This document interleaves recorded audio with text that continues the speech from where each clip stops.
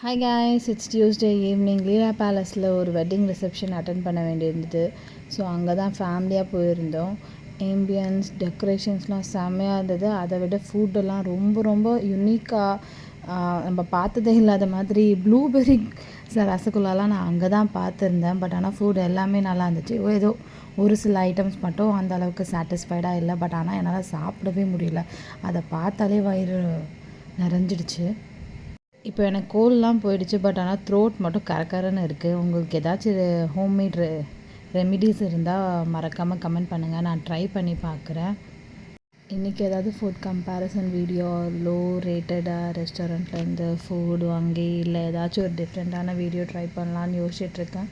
So அதை நான் try பண்ணியிருந்தேன்னா நாளைக்கு அந்த வீடியோ அப்லோட் ஆகும். ப்ளீஸ் சப்போர்ட் பண்ணுங்கள்.